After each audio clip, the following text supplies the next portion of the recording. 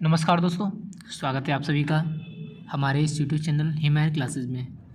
जैसा कि आप सभी लोग कह रहे थे कि सर एग्रीकल्चर केमिस्ट्री के पार्ट 6 के जो अम्लीय क्षारीय मृदाएं हैं उसकी वीडियो लेकर के आओ। तो हम इस वीडियो में जो बात करने वाले हैं इसी टॉपिक के ऊपर बात करने वाले हैं, जिसमें हम अम्लीय क्षारीय और लवणीय मृदाओं की बात करेंगे।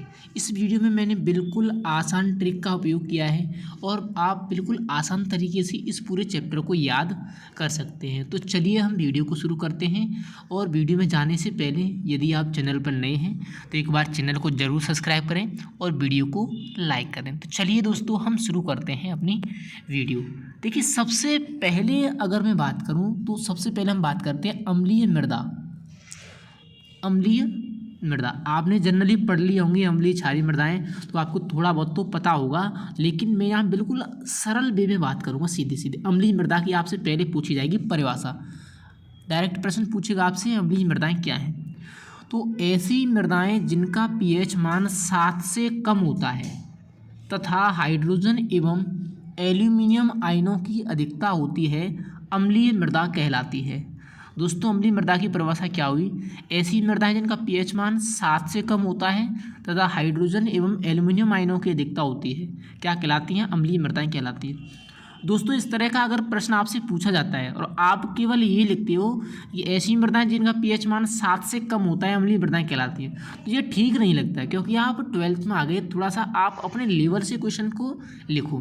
तो लेवल से किस तरह लिखोगे? जैसे मैंने यहाँ पर परिभाषा लिखी है, आपको ये पूरी परिभाषा लिखनी है। दूसरे प्रश्न में हम बात करें अम्लीय मृदाओं की विशेषताएं या अम्लीय मृदाओं के गुणधर्म। आपसे पूछ लेगा अम्लीय मृदाओं के क्या क्या गुणधर्म होते हैं, अम्लीय मृदाओं की क्या क्या विशेषताएं होती हैं। तो अगर विशेषताओं की बात करें तो इनका पीएच मान 7 से कम होता है। पहली बात तो यही आ गई कि इन मृदाओं का पीएच मान कितना होता है? 7 से कम होता है। दूसरा, ये नम या अधिक आर्द्रता वाले क्षेत्रों में पाई जाती हैं। दूसरी जो इसकी मेन विशेषता है वो ये है कि जो अम्लीय मृदाएं हैं वो अधिक नमी या आर्द्रता वाले क्षेत्रों में पाई जाती हैं। ये प्रश्न वो आपसे अलग भी पूछ सकता है कि अधिक नमी वाले क्षेत्रों में किस प्रकार की मृदाओं का विकास होता है, तो अम्लीय मृदाएं। आगे हम बात करें, इनका रंग भूरा होता है। इन मृदाओं का रंग कैसा होता है? भूरा होता है। आगे हम बात करें, इनकी धनायन विनिमय क्षमता अधिक होती है। जो अम्लीय मृदाएं होती हैं उनकी धनायन विनिमय क्षमता का मान क्या होता है? अधिक होता है। तो ये इनकी विशेषताएं हो गई। आगे हम बात करें अगला पॉइंट, बनने के कारण। आपसे डायरेक्ट प्रश्न पूछेगा कि अम्लीय मृदा बनने के कोई 2 कारण लिखिए या 3 कारण लिखिए। इस तरह से आपसे वो प्रश्न पूछेगा।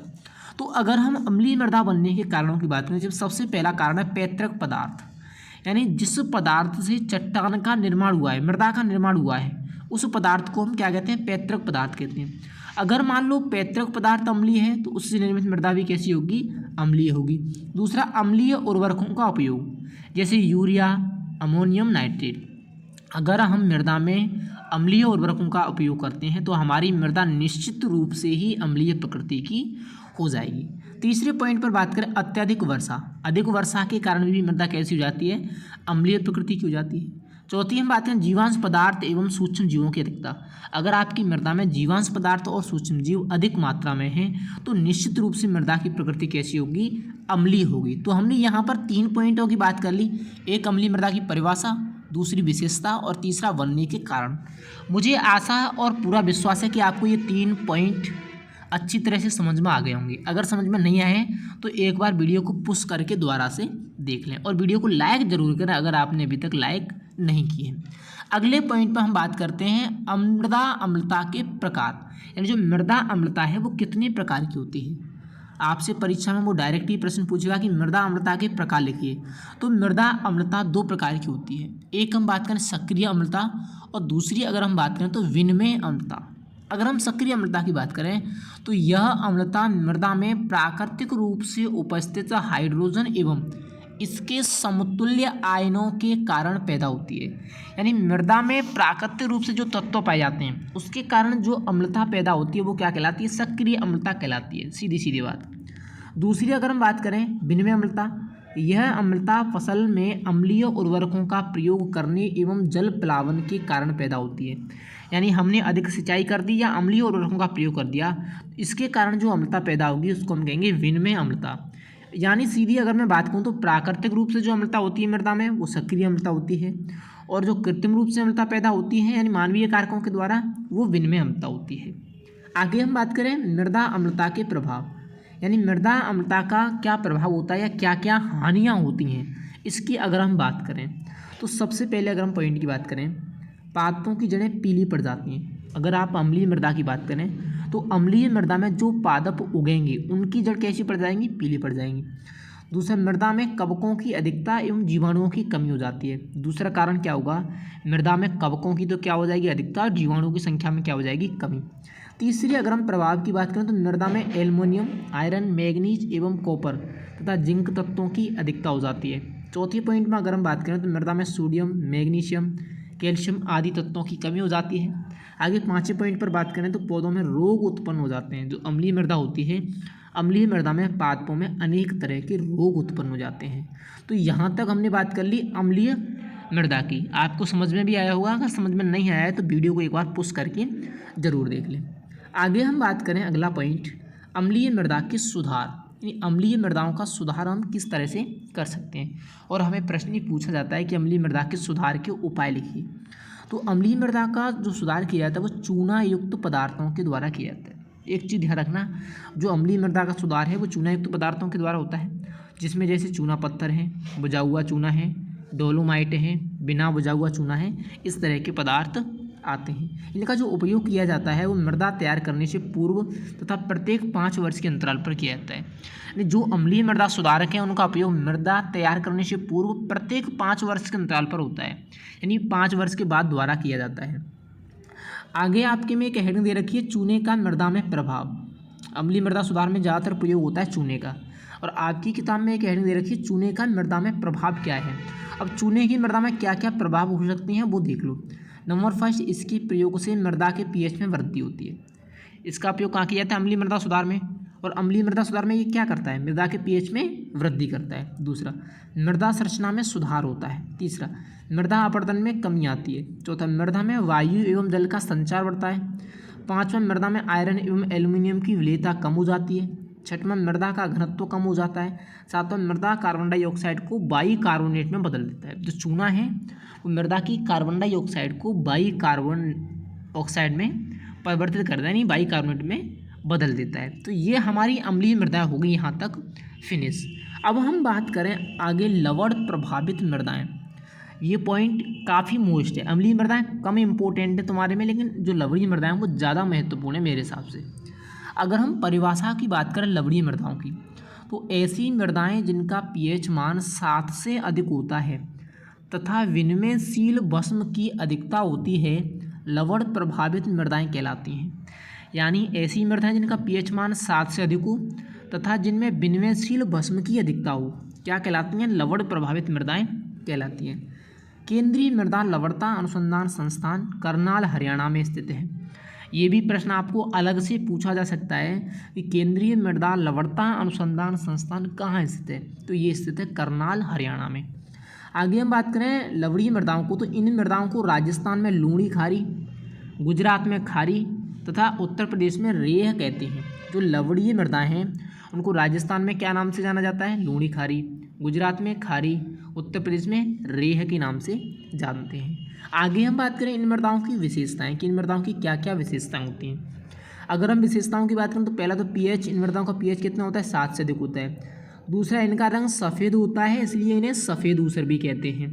तीसरा, इनका विकास शुष्क क्षेत्रों में होता है। जैसे अगर हम अम्लीय मृदा की बात करें उसका विकास कहाँ था, उसका जो विकास हुआ था वो नम क्षेत्रों में हुआ था या आर्द्रता वाले क्षेत्रों में, और इसका विकास शुष्क क्षेत्रों में होता है। चौथी, अगर हम बात करें इन मृदाओं में फसलोत्पादन संभव नहीं होता। लवणीय मृदाओं में किसी भी प्रकार की फसलें नहीं उगाई जाती। पाँचवें पॉइंट पर बात करें, इनकी जो धनायन विनिमय क्षमता है वो कम होती है। लवणीय मृदाएं जो होती हैं उनकी धनायन विनिमय क्षमता कम होती है, लेकिन उनकी जो विनिमयशील भस्म की क्षमता है वो अधिक होती है। आगे हम बात करें अगले पॉइंट पर, तो अगला जो पॉइंट है वो है लवणीय मृदा बनने के कारण। ये भी आपसे पूछा जाएगा कि मृदा लवणीयता के कारण क्या क्या है। अगर हम लवणीय मृदा बनने के कारणों में बात करें तो पहला कारण है वो पैतृक पदार्थ, दूसरा है लवणीय जल से सिंचाई, तीसरा है क्षारीय उर्वरकों का उपयोग, चौथा है निछालन, और पाँचवा है जल निकास की कमी। यानी लवणीय मृदा बनने के ये 5 कारण होते हैं। एक तो पैतृक पदार्थ, दूसरा लवणीय जल से सिंचाई, तीसरा क्षारीय उर्वरकों का उपयोग, चौथा निछालन, और पाँचवा जल निकास की कमी। आगे अपन बात करें मृदा लवणीयता का प्रभाव, यानी मृदा लवणीयता का पादपों और मृदा पर क्या प्रभाव होता है। तो अगर हम प्रभाव की बात करें तो मृदा की भौतिक दशा खराब हो जाती है, पहला पॉइंट। दूसरा, मृदा में वायु एवं जल का संचार रुक जाता है। तीसरा, पादपों में जल की कमी के लक्षण दिखाई देते हैं। लवणीय मृदा की विशेष पहचान है कि पादप में जल की कमी के लक्षण दिखाई देंगे भले ही खेत में पानी भरा हुआ हो। चौथा पॉइंट, मृदा में सोडियम आयंस की अधिकता हो जाती है। पांचवा पॉइंट, मृदा जीवांश पदार्थ नष्ट हो जाता है। यानी ये लवणीय मृदा के क्या है, प्रभाव है। एक तो मृदा की भौतिक दशा खराब हो गई, दूसरा मृदा में वायु और जल संचार रुक गया, तीसरा पादपों में जल की कमी के लक्षण दिखाई देने लगे, चौथा सोडियम की अधिकता हो गई और पांचवा मृदा जीवांश पदार्थ नष्ट हो गई। आगे अगर अपन बात करें लवणीय मृदाओं का वर्गीकरण, यहाँ से प्रश्न तुम्हें 100% पूछा जाता है एग्जाम में। तो लवणीय मृदाओं की अगर हम बात करें तो इनको 3 पार्टों में बांटा गया है, एक तो लवणीय, एक क्षारीय और एक लवणीय क्षारीय।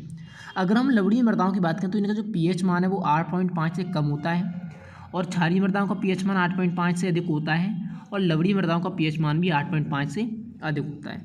अगर हम विद्युत चालकता की बात करें तो लवणीय मृदाओं की विद्युत चालकता 4 डेसीसेमन प्रति मीटर से अधिक होती है, क्षारीय मृदाओं की विद्युत चालकता 4 डेसीसेमन प्रति मीटर से कम होती है और लवणीय मृदाओं की विद्युत चालकता 4 डेसीसेमन प्रति मीटर से अधिक होती है। इसी तरह से अगर हम ESP की बात करें, ESP होती है विनिमयशील सोडियम प्रतिशतता। इसका मान 15% से कम होता है लवणीय मृदा में, क्षारीय मृदा में 15% से अधिक होता है और लवणीय क्षारीय में भी 15% से अधिक होता है। आगे अगर हम बात करें रंग, तो लवणीय मृदाओं का रंग होता है सफ़ेद, क्षारीय मृदाओं का होता है काला और जो लवणीय क्षारीय मृदा है इनका रंग होता है भूरा। उपनाम की अगर हम बात करें तो इनको सफ़ेद ऊसर कहते हैं, क्षारीय मृदा को काली ऊसर कहते हैं और जो लवणीय क्षारीय मृदा है इनको भूरी ऊसर कहा जाता है। आपको यहाँ से एक प्रश्न तो डायरेक्ट पूछ लेगा कि लवणीय मृदाओं का वर्गीकरण लिखिए। एक प्रश्न पूछ लेगा लवणीय और क्षारीय मृदाओं में अंतर लिखिए। तो लवणीय और क्षारीय मृदा में क्या क्या अंतर होगा, जैसे अगर हम अंतर की बात करें लवणीय और क्षारीय मृदा में, तो लवणीय मृदाओं का pH मान 8.5 से कम, क्षारीय का 8.5 से अधिक। लवणीय मृदा की विद्युत चालकता 4 डेसीसेमन प्रति मीटर से अधिक, इसकी 4 डेसीसेमन प्रति मीटर से कम। इसकी ESP 15% से कम, इसकी ESP 15% से ज़्यादा। इसका रंग सफ़ेद, इसका रंग काला, इसका नाम सफ़ेद ऊसर, इसका नाम काली ऊसर। इस तरह से हम क्या लिख सकते हैं, अंतर भी लिख सकते हैं। आगे अगर पॉइंट में बात करें लवणीय मृदाओं का सुधार। अब लवणीय मृदाओं के सुधार की बात करें तो एक तो हम करते हैं मृदा सतह को खुरचना, मृदा सतह को खुरचते हैं, लवणों को हटा देते हैं ऊपरी सतह से। दूसरा इसमें आता है जल निकास, तीसरा आता है पाइराइट का उपयोग, चौथी अगर हम बात करें निछालन, पाँचवीं हम बात करें जिप्सम का उपयोग, छठवीं अगर हम बात करें सीरा, प्रेसमड एवं कटीली खरपतवार का उपयोग। अभी इसमें भी आपको ये जो उपाय दिख रहे हैं वो 3 तरह के हैं। जैसे भौतिक उपायों की बात करें तो मृदा सतह को खुरचना और जल निकास, ये कैसे उपाय हैं, भौतिक उपाय हैं। रासायनिक उपाय की बात करें तो जैसे पाइराइट का उपयोग है, जिप्सम का उपयोग है, ये रासायनिक उपाय हैं। अगर हम सीरा, प्रेसमड एवं कटीली खरपतवार की बात करें तो ये जैविक उपाय हैं। आपसे प्रश्न पूछेगा लवणीय मृदाओं का जैविक सुधार लिखिए, तो जैविक सुधार में क्या आ जाएगा, सीरा, प्रेसमड, कटीली खरपतवार का उपयोग। रासायनिक सुधार की बात करें तो क्या आ जाएगा, जिप्सम है और पाइराइट है, इनका उपयोग। और बाकी जो तीनों हैं वो भौतिक सुधार में आ जाएंगे। तो यहाँ तक अपनी लवणीय मृदाएं फिनिश हो गई। मुझे लगता है यहाँ तक आपको समझ में आया होगा। अगर समझ में नहीं आया तो एक बार वीडियो को पॉज करके दोबारा से देख लें। आगे हम बात करें इस चैप्टर का सबसे जो महत्वपूर्ण पॉइंट है वो है विद्युत चालकता। आपसे प्रश्न पूछ लेगा विद्युत चालकता क्या है। अगर हम विद्युत चालकता की बात करें तो यह लवणता का मात्रक है। विद्युत चालकता क्या है, मृदा लवणता का मात्रक है। इसके द्वारा मृदा एवं जल में लवणों की उपस्थिति का पता लगाया जाता है। विद्युत चालकता के द्वारा क्या लगाते हैं, मृदा एवं जल में लवणों की उपस्थिति का पता लगाया जाता है। विद्युत चालकता को कंडक्टिविटी ब्रिज से मापा जाता है, यानी विद्युत चालकता की जो माप की जाती है वो कंडक्टिविटी ब्रिज के द्वारा की जाती है। इसकी इकाई डेसीसाइमन प्रति मीटर होती है और इसकी जो इकाई है वो क्या है, डेसीसाइमन प्रति मीटर। यहाँ से आपको तीनों तरह के प्रश्न पूछे जा सकते हैं। विद्युत चालकता क्या है, तो लवणता का मात्रक है। विद्युत चालकता को किसके द्वारा मापा जाता है, कंडक्टिविटी ब्रिज के द्वारा मापा जाता है। विद्युत चालकता की इकाई क्या है, तो डेसीसाइमन प्रति मीटर। आगे हम बात करें विनिमयशील सोडियम प्रतिशतता, या जिसको हम कहते हैं ESP। अब विनिमयशील सोडियम प्रतिशतता क्या है, मृदा की ऊपरी सतह पर मृदा कणों पर अधिशोषित सोडियम आयनों की प्रतिशत मात्रा मृदा की विनिमयशील सोडियम प्रतिशतता कहलाती है। यानी मृदा की ऊपरी सतह पर जो सोडियम की प्रतिशत मात्रा उपस्थित होती है उसे हम क्या कहते हैं, विनिमयशील सोडियम प्रतिशतता कहते हैं। जब ESP का मान 15% से अधिक होता है तो मृदा pH में वृद्धि होती है। यानी जब इसका मान 15% से अधिक होगा तो मृदा के pH में निश्चित ही क्या होगी, वृद्धि होगी। इसका सूत्र भी हमने दे रखा है जो अलग से पूछा जाता है ESP का सूत्र, जैसे विनिमयशील सोडियम इंटू 100/धनायन विनिमय क्षमता। तो ये थे अपने इस चैप्टर के मोस्ट इंपॉर्टेंट क्वेश्चंस और जो थ्योरी जो हमने इस चैप्टर में आपको क्लियर करा दी। अगर वीडियो आपको पसंद आई हो तो वीडियो को लाइक करना, शेयर करना और चैनल को सब्सक्राइब करना। Thank you.